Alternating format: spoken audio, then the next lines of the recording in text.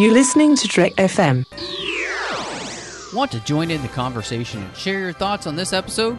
Join the Babel Conference, our listeners' discussion group on Facebook. Just type BABEL into the Facebook search field, and we look forward to seeing you there.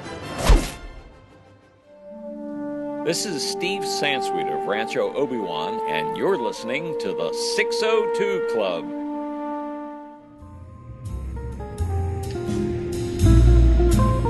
There was a little bar in Mill Valley where all the Starfleet trainees used to go. The 602 Club. You know it. I was there more times than I can remember.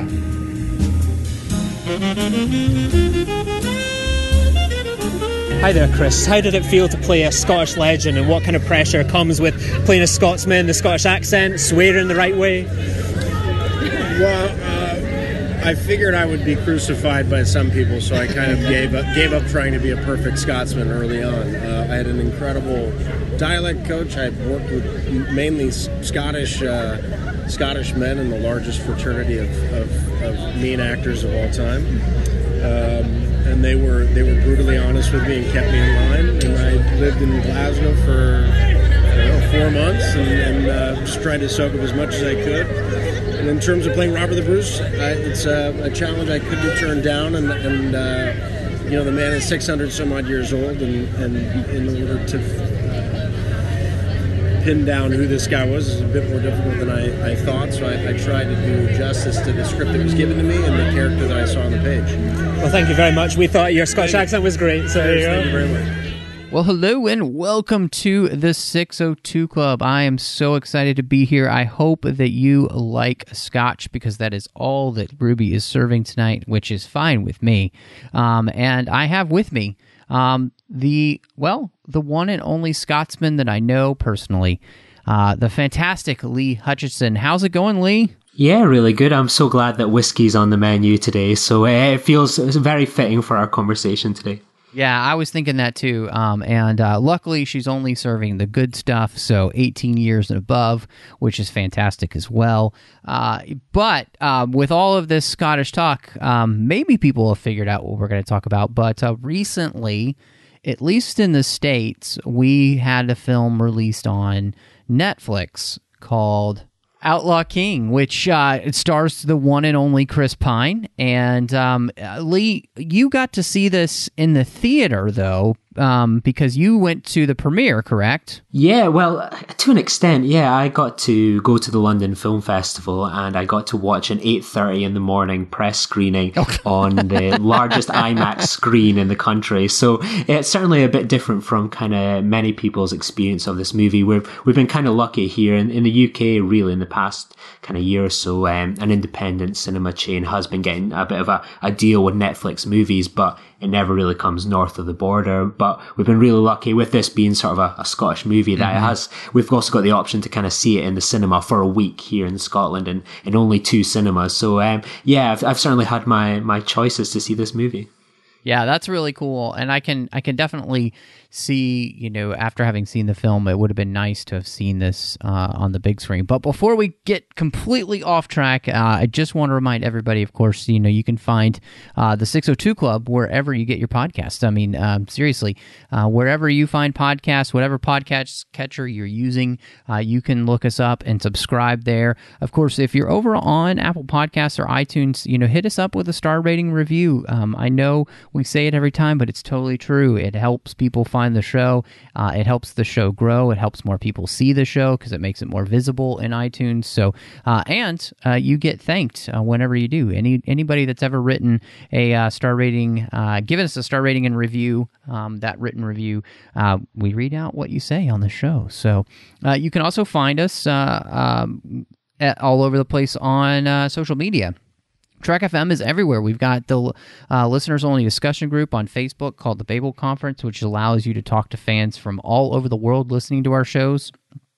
You again, find that on Facebook, type Babel into the search field there, or if you happen to be on the website at trek.fm, you can click discussion on any of the show pages, and that would also get you into the group.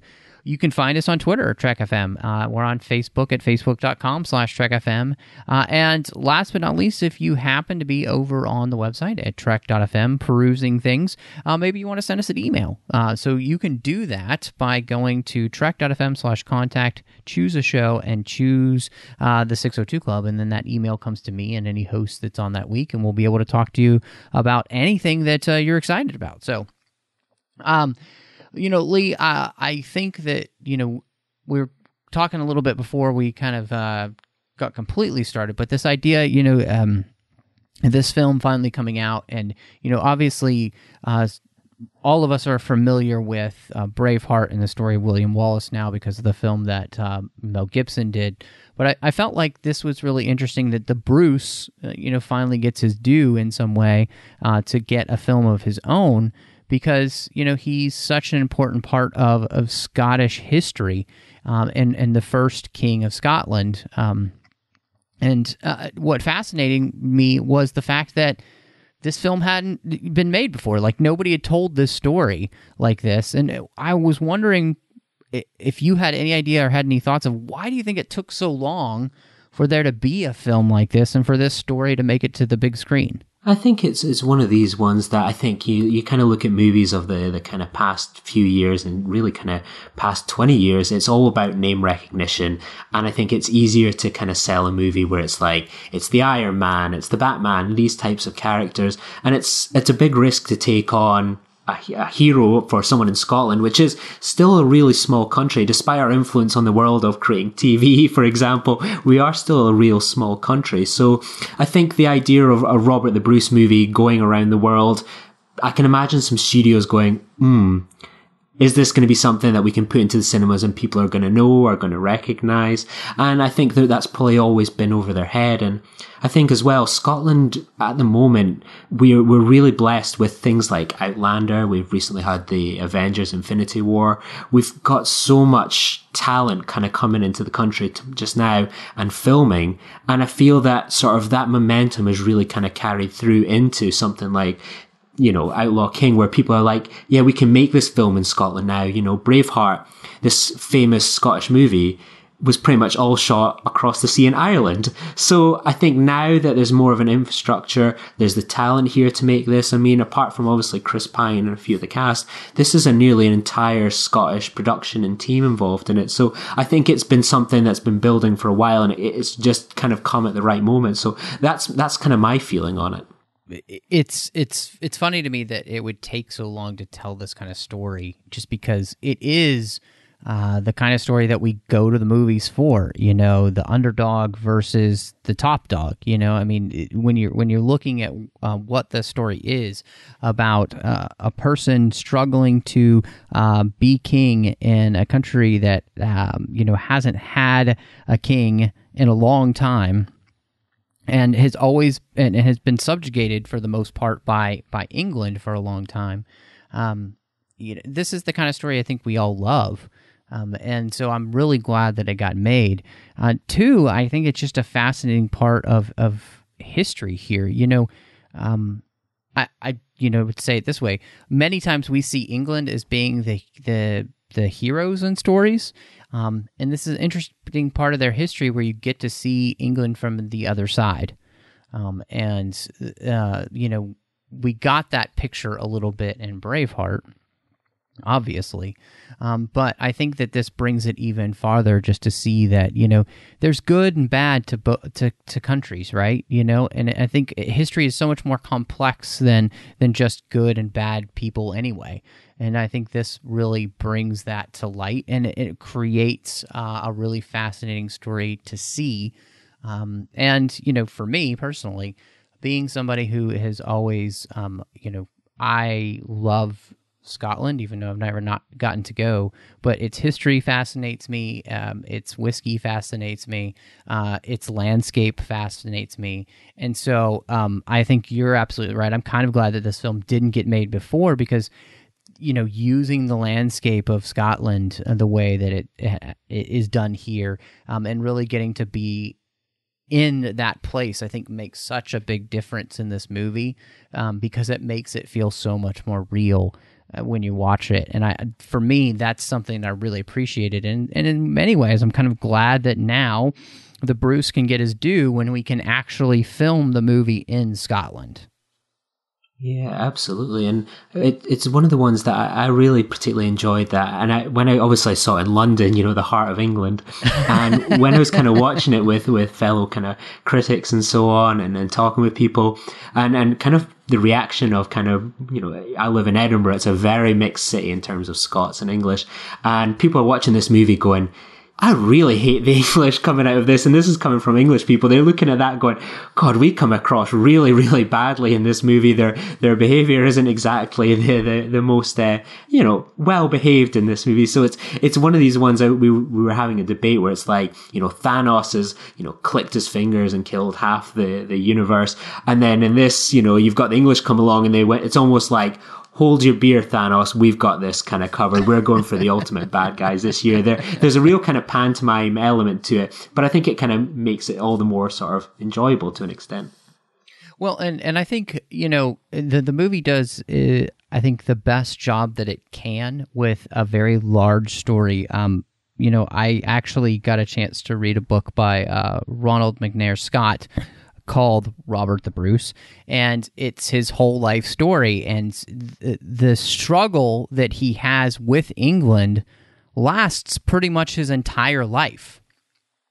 And so the period in which we get here is a rather short period, and there's actually a lot of things that are very condensed in the story, where they've kind of taken some liberties to give us as much of the story as they can, and yet the entire story, this is something that is so big and takes place over his entire life. And so I thought that, especially looking back at the history of it, this is a period of history that this is happening all over the known world at this point, between different countries. I mean, England and it's the Netherlands, and you've got France and of course Scotland, and all of these places that all of this stuff is the back and forth of armies and treaties and all this stuff is happening a lot. But on top of that, I think one of the most interesting things for me was, this movie shows the way in which Robert the Bruce makes the decision. And I thought it was interesting the way they do this because, the movie makes it seem as though the Bruce decides to basically take it to Edward and sue and work for Scottish freedom because of what is done to William Wallace. William Wallace finally being captured and then tortured in London, and then his body parts are like strewn across the four corners of England and Scotland to show what happens, which is, I think, it makes for a good motivation, but it's really interesting because the actual history is quite different. Yeah, and one thing I kind of with this, like, the idea, Robert the Bruce isn't sort of one of these stories that we kind of get told a lot really in school, and it's kind of funny that you're talking about that you've just read this kind of book about, my first king, as it essentially were, whereas at school I spent a year learning about American history and kind of the rise to American Civil War, the Civil War over. Like, there never is much kind of conversation about kind of Scottish history out with certain things like the Jacobites and perhaps, the classic world wars, for example. So, like, it's really interesting to almost have this discussion, but we're perhaps almost living in somewhat a bit of ignorance here in kind of Scotland about sort of the history. If you want to become a bit of an expert on Robert the Bruce, you need to go out and get the books. You need to go out and kind of engage with the history. It's not something that's kind of presented to you really on a plate here. And, I think a lot of people in this country, for better or worse, see something like Braveheart and take it almost as a gospel. And I wonder if that's going to be perhaps the case with Outlaw King in terms of its history, for example, and what it presents. If people just go, yeah, I'm sure there's one or two inaccuracies, but yeah, I'll accept it for what it is. See, and that's just fascinating to me, this idea that, this wouldn't be something that Scots would, really be into and like have gotten taught in school, because the story of the reason that the Bruce decides to start this rebellion against England is that he and John Comyn have actually entered a pact when it looks like Edward I is going to die. He's very ill. They think he's going to die, and therefore they make a pact together. They write letters back and forth about this idea that, okay, one of us is going to be king, and whoever decides to be king, the other will give up his lands to the other person that gets to be king. And so the pact is that John Comyn decides, I want to be king, so I'll give you my lands, and we'll make our move once Edward is dead. Well, unfortunately for them, Edward gets better. He's not quite dead, and at that point, actually, too, you have the Bruce in England, and he realizes that something is fishy, like something's going on, like the king is treating him weirdly, and he flees, making his way back to Scotland. They actually run into the guy that John Comyn has sent with letters to the King of England, Edward, to let him know about this treachery, spinning it that it's all, the Bruce's fault. So the Bruce becomes an outlaw, basically. That's how that happens. Like, he becomes the person that the King of England is trying to hunt down, and therefore doesn't have as much of a choice in the matter, because the person he had entered a pact with to go against Edward has betrayed him. And so it's fascinating to me. Like, I get the fact that you simplify it for the movie, but I was reading the history and I was like, this is so much more intriguing than what they put in the movie. Yeah, it's quite fascinating as well, because there's like what we kind of see perhaps in the movie and what we're discussing there. Yeah, English historical records almost have a slightly different take on it, that he was going to kill Comyn all along so he could gain the throne. So they go from sort of the more salacious and drama side of it than perhaps the side that we think, well, that does probably make more sense. There's more kind of motives going on here, and betrayal and, betrayal of betrayals going on. So yeah, it's certainly interesting. It's almost that kind of classic, history is written by the victor. Yeah, and I mean, that, at least according to what I had read, that is the reason that the Bruce then and he doesn't even murder him. He stabs him. They're leaving, and one of his men is like, shouldn't we finish the job? And he goes in, and one of his guys goes in and kills him. So, I mean, it is fascinating, but he has that confrontation because he is confronting him about the fact that he knows for certain that Comyn has turned on him. So it just makes for this really interesting history. And like you said, there's all these back and forths, these betrayals and all that kind of stuff. And it really is very, it's so much more detailed and so much more, fascinating, really, when you look at how history plays itself out. But one of the things that I was kind of interested in was the fact that, and it kind of, it reminded me a little bit of Star Trek Into Darkness, where, Khan is saying to Kirk, is there anything you would not do for your family? And in many ways, the story we kind of see here is that the Bruce does this for his country, like the entire country of Scotland, but he also does it for his own family as well. And what he's willing to give up is a lot, because he spends so much of his life in the open, out in the wild with his army, and they're willing to burn down their own castles. And here's a man of extreme privilege at this point, willing to sacrifice pretty much everything he owns and everything he has for this desire to free Scotland. And I think that's an interesting and fascinating story to me. The guy that would be willing to basically give up money and title, and in that way, land, which in that point is what makes you rich. He's willing to destroy it all and burn it all down, which he does, because every time they capture a castle, he'll burn it down so that the English can't use it again.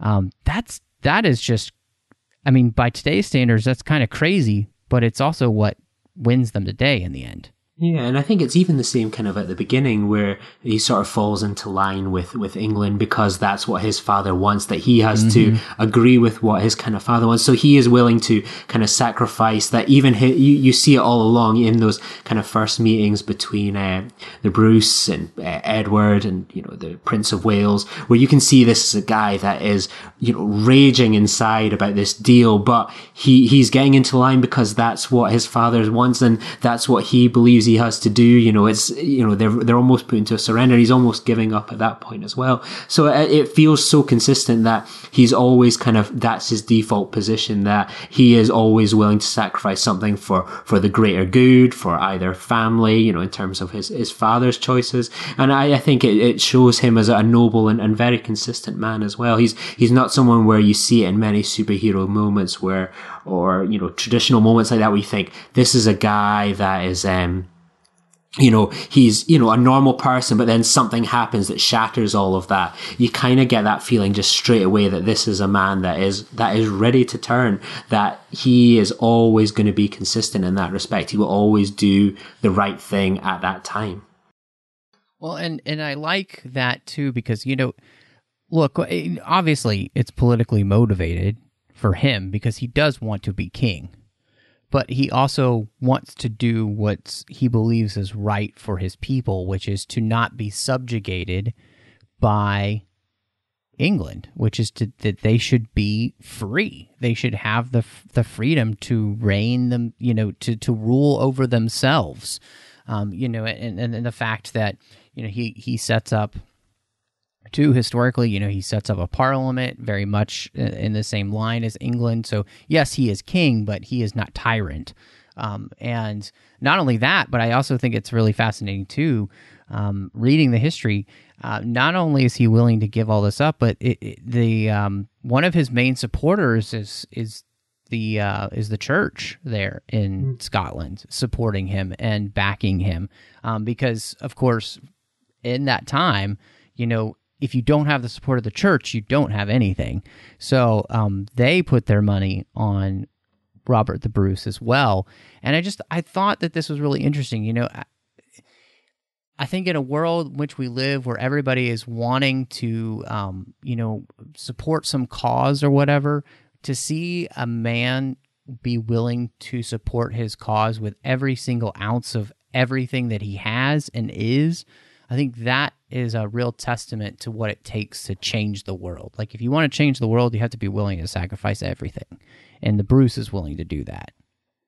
Absolutely. I really found the work that was kind of going on with the church, where he goes to them, that he is appealing to them that, if you come with me, the Church of Scotland will be still it will have its place in this world in Scotland. Whereas if it kind of continues the way it is, then it will be essentially replaced by the Church of England. And I find that quite fascinating to see, the church leaders playing politics with this as well. They are, this man is, he has just committed murder, but they are willing to support him and back him for the long-term good, that they can see that falling in line with him is going to be the best for the church in the long term. And I really found that moment where you see them discussing the politics of it all, and they're so sure of what they need to do. There doesn't seem to be much debate. I thought that was quite an interesting thing, and something I've rarely ever seen perhaps in a film. Often it can be done in a bit of a sort of the religious characters are sort of they're very kind of caricatures. With this, they felt kind of, you could understand their decisions here, and you could see why they would essentially support a murderer in this case. Well, and I think it goes to show you that, like you said, the church isn't just this kind of like caricature, that the importance of and the reality of, I remember even listening to an interview with Chris Pine, and he was talking about this idea, this is a time period where the church plays just as much into the realities of life as everything else, and he said, this is also a point where people truly believe in the church. They truly believe in God, and therefore it's highly important to them to have the backing of the church. Otherwise, they don't have anything. And so, like, even historically, as I was reading the book, there are a couple of times in the Bruce's life where even though the church absolves him, he still will make he makes certain pilgrimages to certain places. The burial place of some certain saints to again ask for absolution. So it's not as though even that one moment he feels okay with himself. Like it is something that kind of seems to continue on in his life where he feels the need to ask for absolution again. So I feel like this is a man who, he commits that act, but it's not something where he just walked away from it and he was fine. I think that speaks to the character of the man pretty deeply. Yeah, absolutely. I mean, almost as soon as that knife has come out from John Common, he is immediately like, all right, I need to go. And, he is very clear almost in the process, like before he's even gone to Common, you can see the process. And he said, if I do this, I need to do this, I need to do that. Like, there is a clear thought process behind everything. And he is aware in that moment that he could go to the church leaders and they could say, you are a murderer, and he could be hung the next day. He's taking a huge gamble on that, even kind of going through the church, but he has to do it. And, it's a gamble that essentially pays off both for the kind of Church of Scotland and for the Bruce. Well, and I think you're absolutely right. You think about that, the whole idea of he's gambling with his soul at that point, because for him, if he doesn't get the absolution, murderers, without absolution from the church get sent to hell. So I mean, like, this is he is willing to sacrifice everything for what he believes is the best for Scotland, and he believes himself to be what's best for Scotland. And what I think is really interesting, I was reading another book recently, and they were talking about the ways in which certain men of power don't necessarily always lay that power down. And that's one of the things that made George Washington kind of unique in that sense, is that he has the opportunity to basically be king, and he lets that power go. And, the Bruce has the power then to be the ultimate ruler of Scotland, and yet he doesn't take it upon himself to be any kind of tyrant in the end. He creates a form of government, which, yes, there's a king, but there's a parliament to rule alongside. And I think that speaks really highly to him. It wasn't just about the power for him. It really truly seemed to be about the freedom for his people. And I think, that's maybe something that we have lost in our political society today all over the world. So... Yeah, and I think there's a great moment just towards sort of the last stretch of the movie before the big payoff battle where someone's like, where is the Bruce? And like he's looking around, expecting him to sort of be what we'd expect from a leader, viewing things from afar. But there he is in the trenches, digging up the mud and having a sing-song with his, fellow man. And I thought that was a great moment. It sums up why, someone like Robert the Bruce could achieve what he did. He could get men to fight alongside him, and he fought with them. He wasn't someone that ruled by fear, because that's what was essentially going on with the English. He needed to be different, and he was different, and that was where many of his success came from. No, I really like that you bring that up, because I think that is probably the most important part of the movie, and it's one of the keys that, as I was reading the history, for the Bruce, he's a man who is a man of the people. In that sense, like his men follow him because there's nothing he would ask them to do that he doesn't do himself. And many of the times he's leading the charge into battle, like you said, just he's another guy in the trenches, digging up in the mud. It's one of those things where it just shows you the character of the man. And I think that's something that, you look at that and it does make you long. I think that's why people long for the good old days when they see things like this. They're just like, man, we need more people that think and act like this. So I think that's a good moment. We've talked a lot about kind of the history and everything, but I wanted to ask you specifically, I mean, Chris Pine. How do you think he does in this role? Because I mean, this is a big chunk to chew. This is a big thing to try and pull off. One, you've got to try and do the accent right? And two, just I mean, this is a role that will define what people think of as Robert the Bruce in many of the ways that, Mel Gibson's role, that's what people think of William Wallace, and you want to do that justice for an entire country. Yeah, and I think he did it really well. I've heard no complaints from Scottish people, and we love to complain, trust me on that one. If anyone murders a Scottish actor, it's awful. Everyone has an opinion on an actor whenever they do a Scottish accent, but he is getting the thumbs up. And for me, I was having this discussion with someone the other day, and the point was someone had said, why in this kind of Scottish movie that is nearly an entire Scottish cast, Scottish production team, do you have an American as your Scottish kind of hero? And kind of my view of it was, I thought Chris Pine was an inspired choice because, I think he's fantastic in Star Trek, Wonder Woman, Hell or High Water. But for me, I can almost describe it on a personal kind of level. So we kind of mentioned earlier on, I was at sort of the press screening, but at the nighttime, I was really lucky enough to be on the red carpet, kind of posing questions of the cast and crew. And there was talk all week, these were the people coming, but it hadn't been confirmed that Chris Pine was there. But he was in London, I knew that, so I thought he's bound to be there. And I remembered at one point when I first saw him with my eyes, I mean, I've known this guy for about maybe 10 years on TV and film.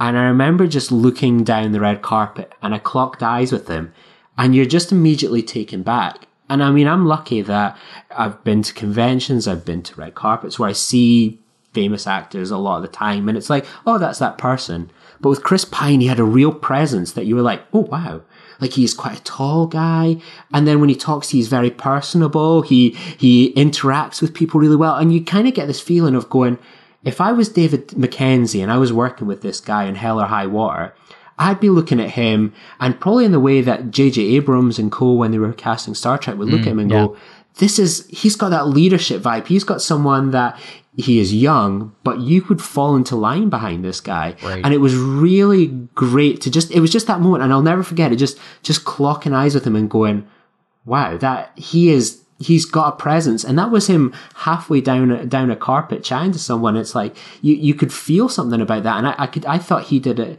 He was an excellent choice. The accent was great. The presence was great. You believe this man would be king and that he would be a popular king and one that would inspire people.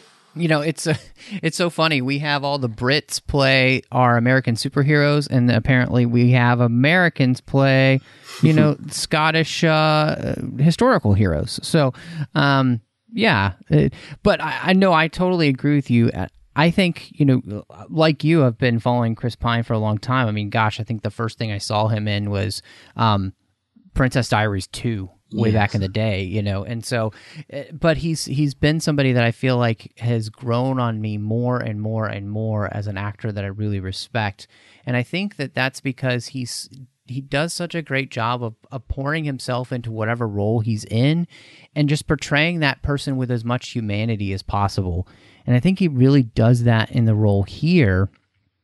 That he does exactly what you need to do. This man that is struggling with the choices that he's making. He's doing everything he can to free his country. He's portraying the weight of that burden that he's carrying for the murder he committed, for what he felt like he had to do, and I'm also too. I mean, just a man who loses everything. He loses his castle. He loses his family.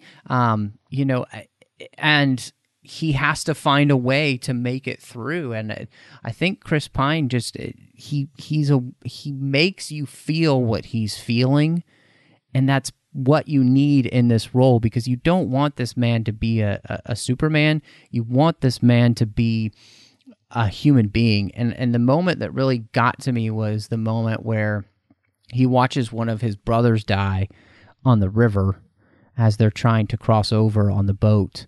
and he's rowing back, and the determination and just the anguish on his face is just like, that was the moment for me where I was just like, really, I felt like they chose the perfect actor for this role.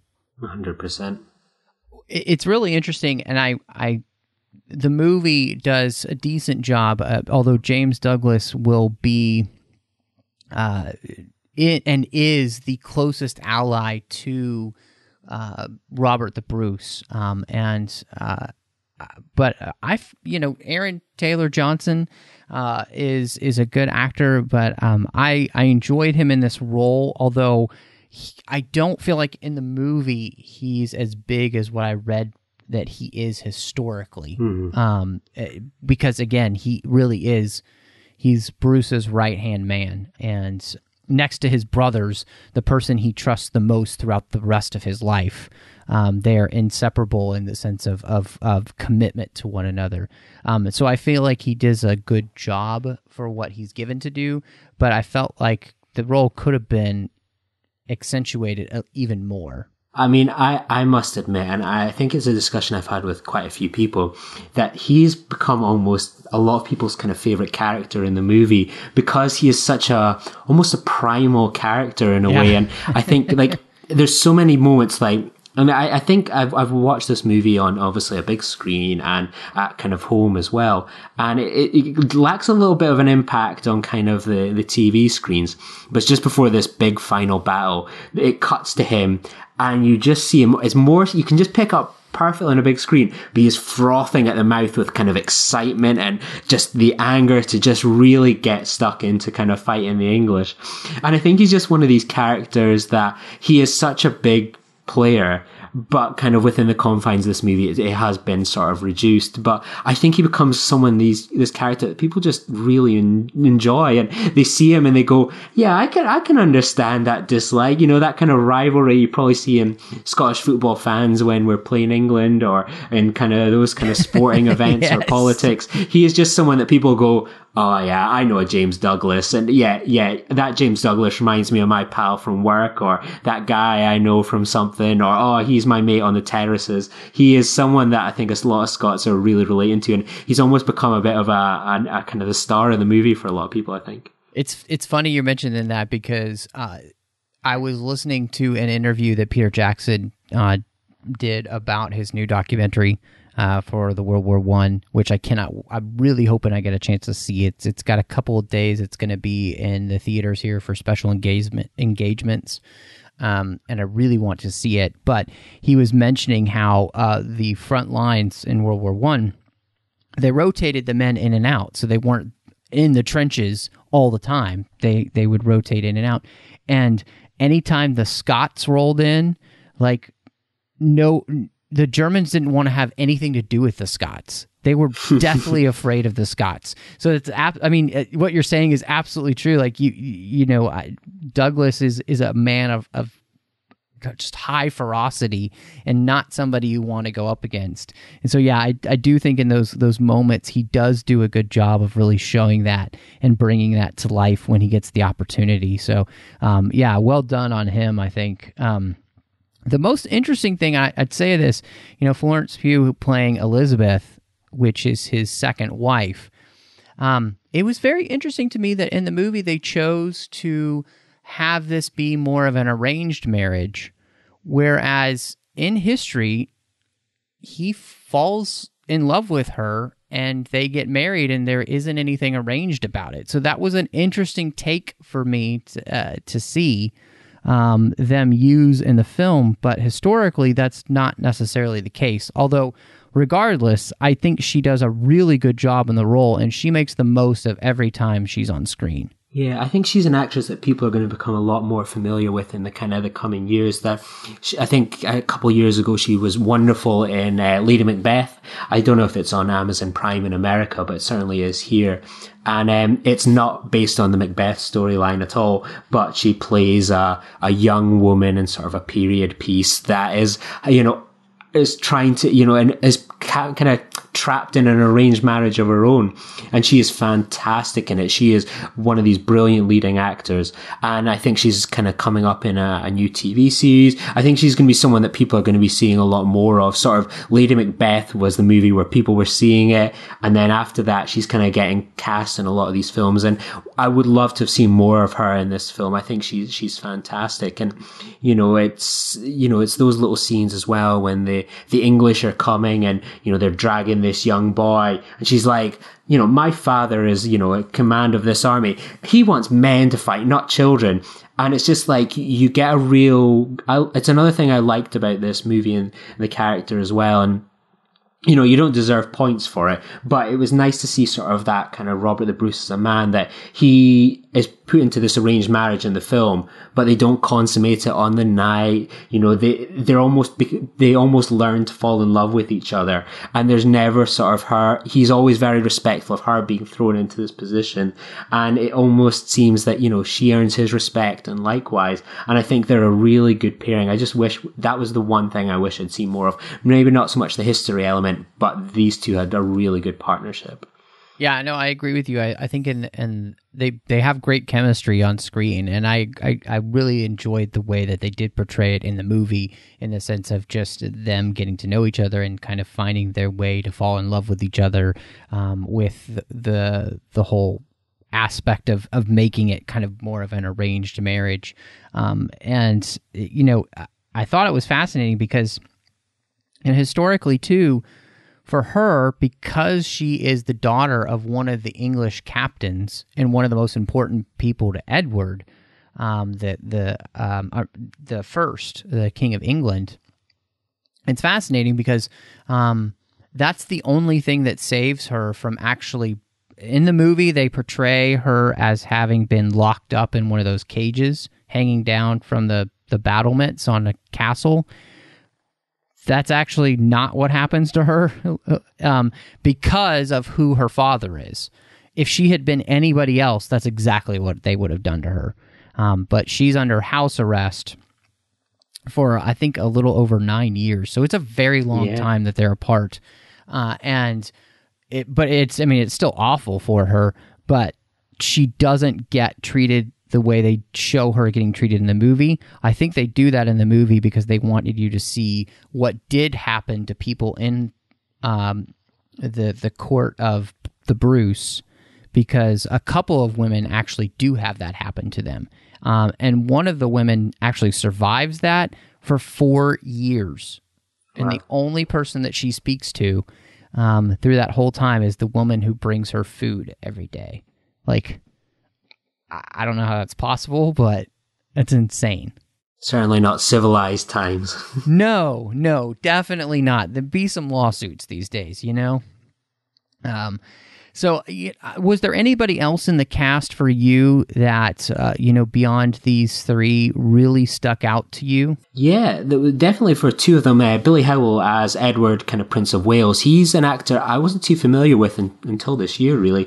He's fantastic in the adaptation of On Chesil Beach. He plays what could be the total opposite. I haven't seen that yet, and I love that book, so I need to see that. Really, really good film, and he is fantastic in it as this sort of dithering kind of English gentleman and man trying to find his way in the world. And he's very much an English man trying to find his way in the world in this.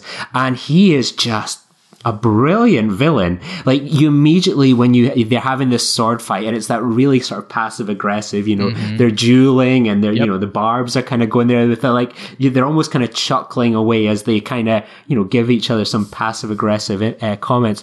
And just like the whole bit when his father dies, and it's like, I never cried because I knew it scared you. And, he just blows off his father's, wishes. I just thought he was really, really good in this film.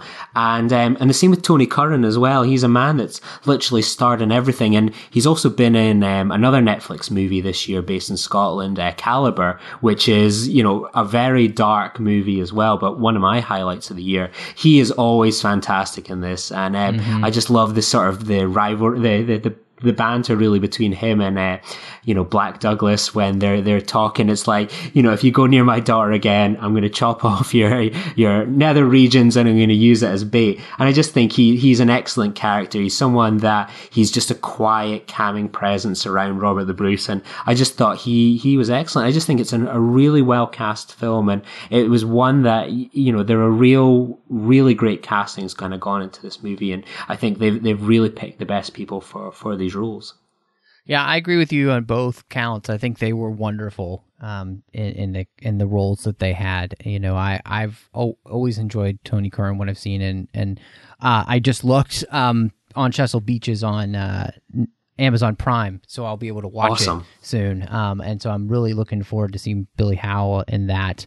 But yeah, I mean, the almost psychopathic nature that he kind of plays the Prince of Wales with is fiercely disturbing. That he is somebody who's just frothing at the mouth for victory and to defeat the Bruce and to subjugate this country. It's kind of scary the way he plays it, and I think it's perfect. You want I think you do get a little bit more black and white in that sense, of the characterizations, but historically he is a man who is obsessed, as his father was, with trying to subjugate Scotland for his entire life. It does seem to be an obsession with him. So I felt like they did a really good job of portraying that. He is just a mad man. Yes, I think it's something that you kind of see a lot with kind of English history, really, because you think of for a country like the kind of UK and the size of England, like the old saying, like kind of the sun's never sets on kind of the English Empire. And I think that's been something that's been there through English history, where they've gone to all these places from America to Africa to Australia, and they have gone in with this attitude that we should be subversive to these, this nation. And it's a nation that is unrelatable to many of these kind of people. And for such a small nation, that power, that arrogance it helped them kind of conquer the globe. And, they owned most of the world until even just a few decades ago. And it was that kind of attitude, that kind of Princess of Wales attitude that really helped them do it, I think. Yeah, no, I think you're absolutely right. And seeing a movie like this, I think it does a great job of bringing home some of those things. And as we talked about earlier, just a story that we haven't seen as much of, but now we're really, I hope that this will really bring to light this history in a way that makes people want to watch it more often, and not only that, but just like see more things about this. I think it would be fascinating, and read more books about it. The book I have by Ronald McNair Scott, I think I'm looking right now. This book came out in 1989. And so this is, it's not something you get a lot of books written about. So I think maybe this movie, if it can spur people on towards looking back at some of this history, it would be really fascinating. Because I'd love to see more books on it.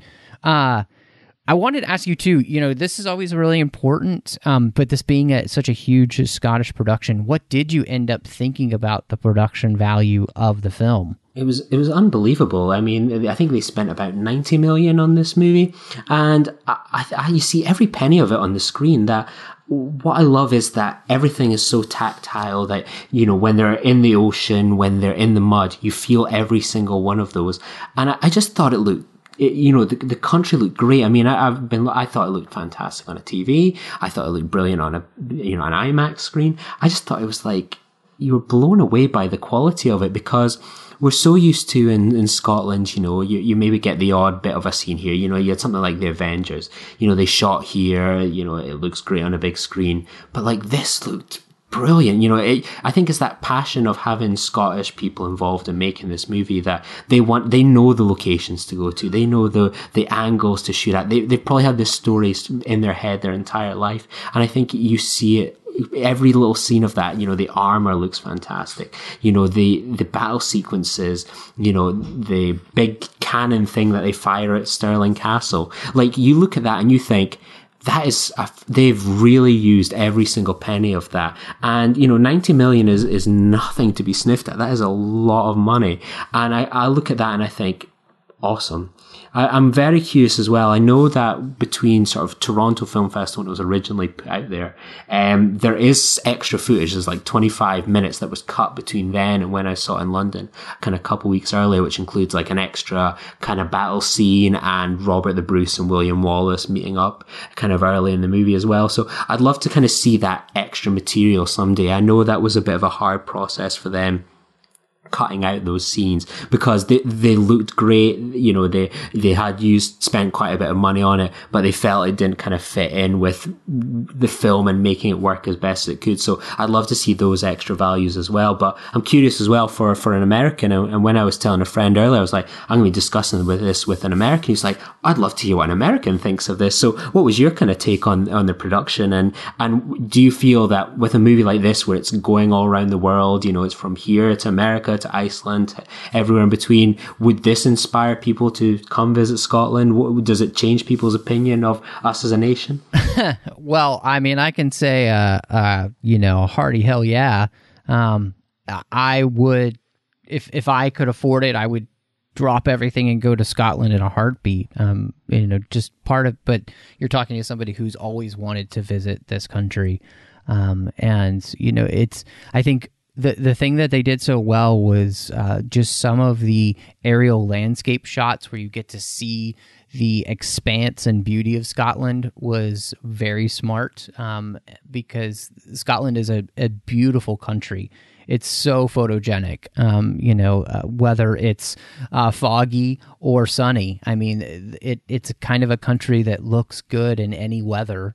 And I think they do such a great job of finding the ways to shoot this, like you were saying, just in the right light with the right angles to make it optimum awesome.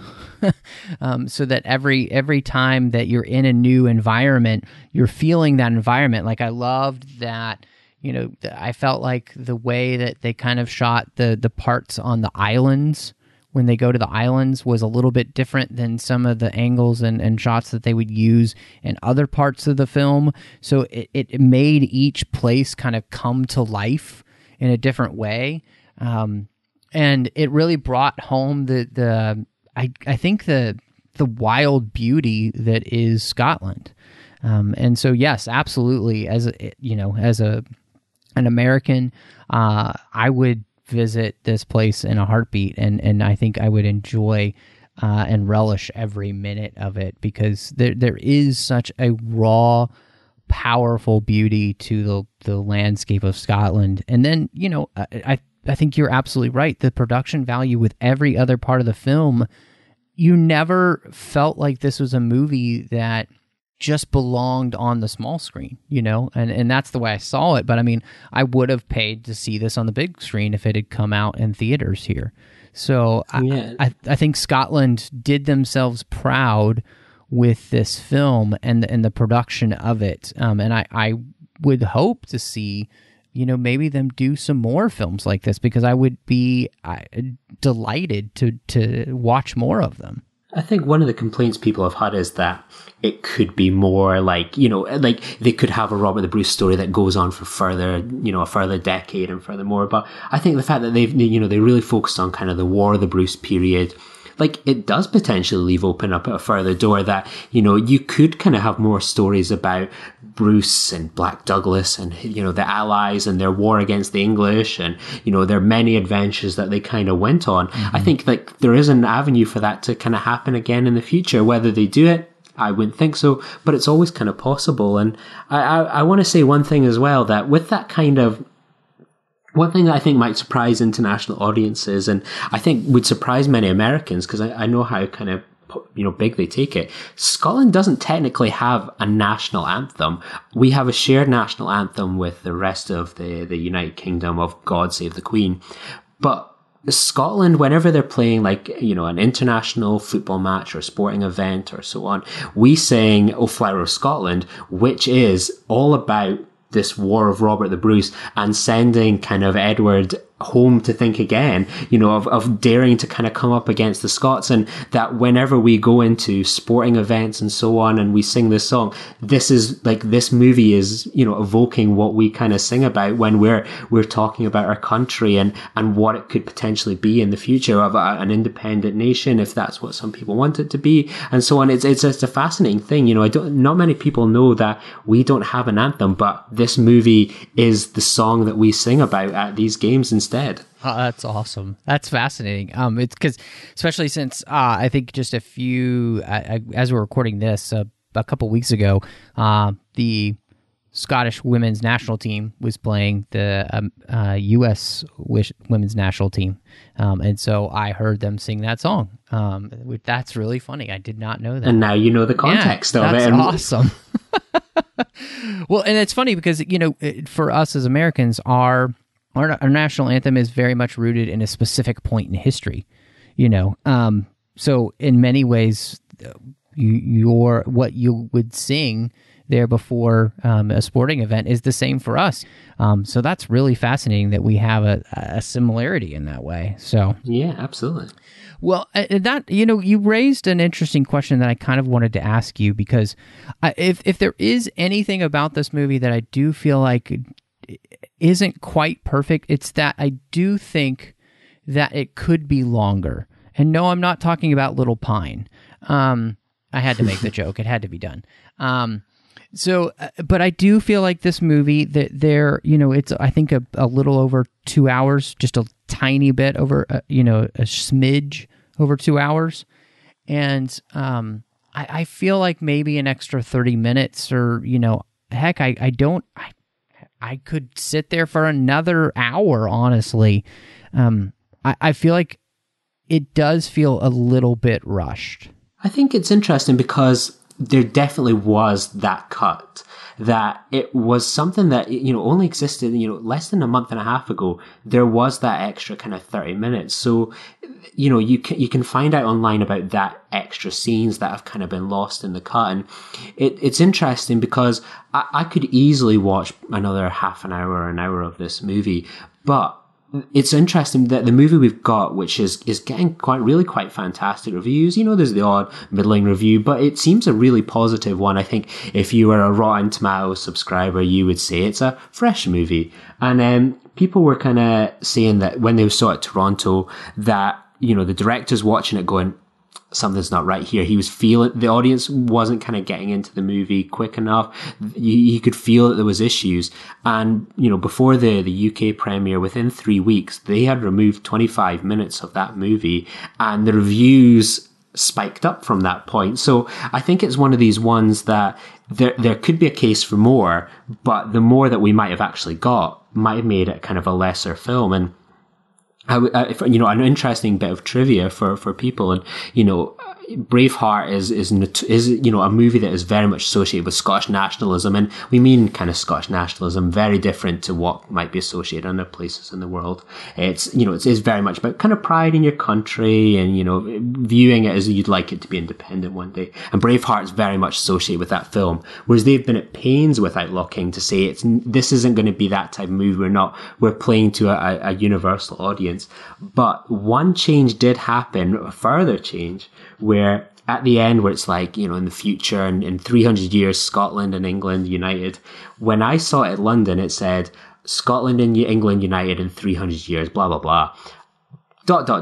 But that's another story. And it was very much a wink and a nod to sort of, what's going on kind of here in the UK these days. And it played very much, the audience certainly laughed to it. But they have removed that line in the past 3 weeks, with this movie. So there's certainly changes and other cuts out there of this movie. But I think the reviews of what we've got kind of maybe showed that we're lucky that maybe less is more, perhaps, in this way. Yeah, I think, part of it is always going to be what you're going to add. And so, I do think for me, part of it was reading the historical accounts and seeing that there is a lot more to the story and wanting some more of that. So, it would be fascinating to me that since it's on Netflix, if they did ever release like the extended version on Netflix to allow you to be able to see that and just see how it plays.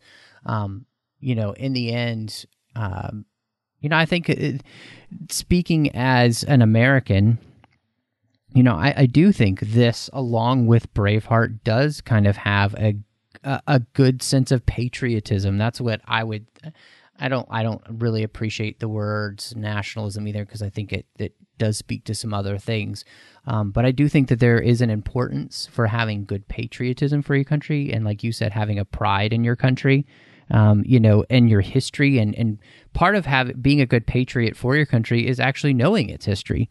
And so, movies like this, I think, are important to be able to hopefully spike interests in that. And honestly, in the end, too, look, for me, I've always loved historical films because, if we forget the past, we're just going to repeat it. It's a tropey saying for a reason, because it happens all the time. And, being able to look back at history in this way, I think is important. And any film that can inspire history like this, and like I went and read a whole book about it. I love that, and so I hope that we see more films like this. And I think they've done themselves, Scotland should be very proud of its history in this way. So if you, Lee, for you, what... Where would you come down kind of in a ranking in this? Maybe, out of 5, out of 10, what do you think Outlaw King does rate for you? I'm going to go with, I'm going to be a bit of a cop out here. I'm going to go with 2 ratings. And I remembered, I saw this with amongst like 30 other films at London Film Festival. And this was one of the ones that there was other movies that I enjoyed, I liked and loved more as a fan of cinema. But I came out of this I would give that a 4.5 for an absolute and enjoyable movie. It was one that I thought had great pacing. It was well acted. It made me feel, excited. And that's something that I think is a bit of a struggle these days. You think of something like an Infinity War, for example. I know they're totally wildly different, but this was a movie, that was a movie all about, a foe and rising up and, a big battle at the end. And, it's good. But this was something about it where it's like, oh man, this is proper old school. It's a good romp. And I would give it a 4.5 just for that enjoyment. And, it's been 2 months nearly since I've seen it. And I'm still talking about it, enjoying it, talking with other people. And, I'm hearing people that are seeing it here in Edinburgh in the cinema. And people are applauding at the end. And me and you have discussed this before. British and Scottish audiences are poker face in cinemas. They'll laugh along at the jokes, but it is not an interactive thing. The last film I remembered anyone applauding was at the end of Les Miserables. So that gives you a kind of a point here. So people are really connecting with it. So I give it a 4.5 for enjoyability. Objectively, I would give it a 4 out of 5, but it's probably one of the most fun times I've had at the cinema this year. And I'm glad that there's a movie like this where I feel excited to talk about it. I've interviewed the cast, I've spoken about it on my own podcast, and I'm still enjoying talking about it with someone else and hearing their different points of view. So I think that's definitely a testament to the film. And I think David Mackenzie and co have done a great job. What about yourself? Yeah, I think you're right on. David Mackenzie, Hell or High Water is just a brilliant film, and it was one of my favorite films a few years ago that I had seen. And so to see him come and do this with Chris Pine, who he had worked so well with in Hell or High Water, I think they put out just a complete winner. This is just a proper good historical romp, and I think it has all the hallmarks that you want of a film, trying to tell a historical story in an interesting and inviting way, to bring you in to the world, and the acting is fantastic. As we talked about, the production value of it is incredible. Again, the only thing I'd say is I would love more of the story, and maybe that's good. Maybe it's good to leave you wanting more. So like I was mentioning earlier, it leads people to go get books and read, and do some study about the history of this. So all in all, I think you're absolutely right. I'd say this is a good 4 out of 5 stars. And the fact that, all around the world, you can see this on Netflix, there's no reason not to watch it, and we didn't even really talk about it, but, gosh, even the battle sequences are just really well done. They're so intense, and you feel like you're in the middle of them. And in some ways that's good, and in some ways it's not, because there's such a visceral nature to them. But again, I think that's good, as you see the reality of what life was like back then, and what people did, what they went through for freedom. And so I think that it's a really important thing to be thinking about and talking about these days, that when we look at this idea of something so big and important as the idea of freedom, it's never free. So, and we see that here, and I think they do a great job with it. So I highly recommend 2 thumbs up from both Lee and I for Outlaw King. And I hope everybody will go check it out.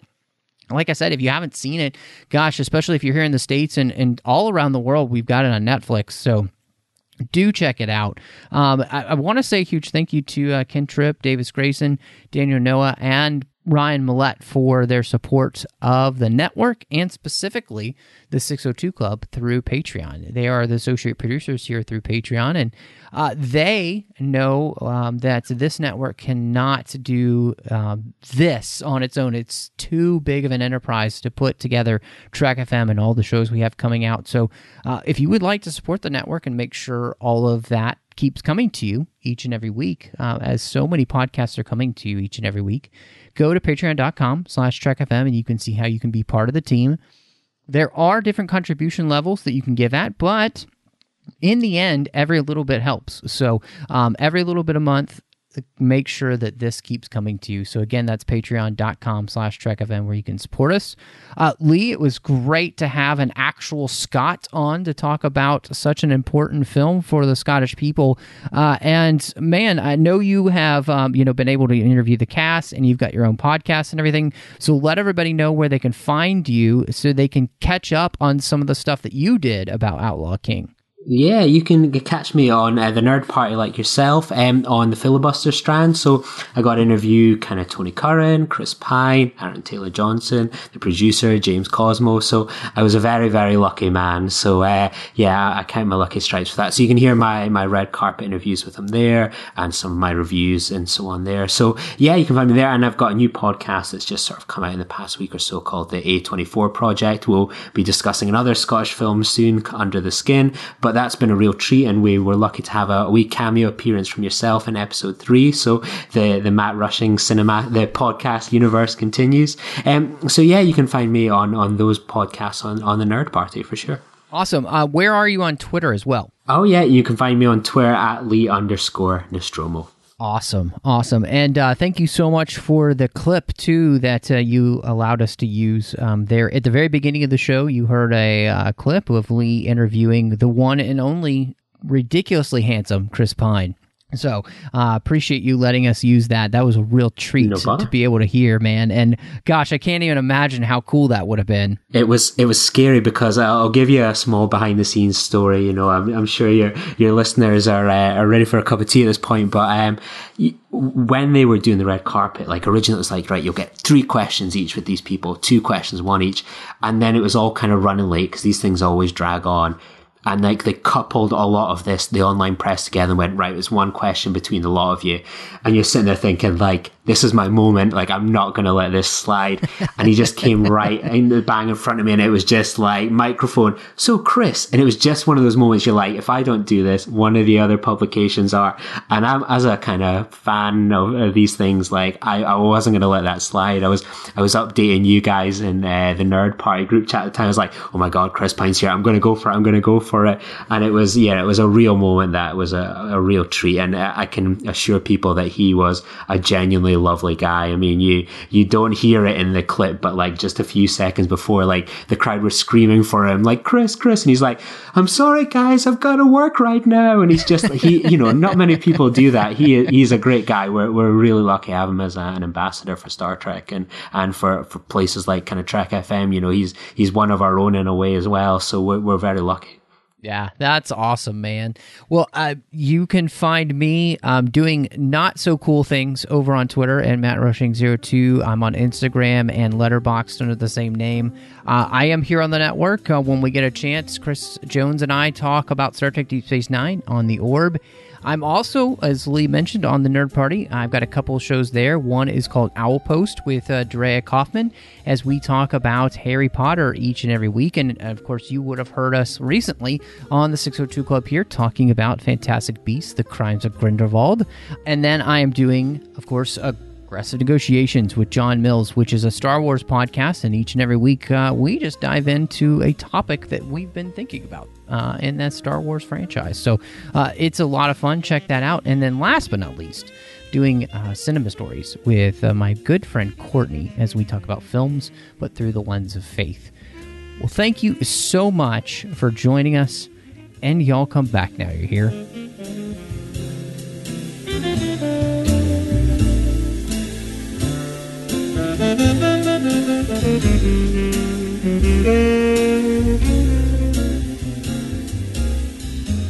Thank you.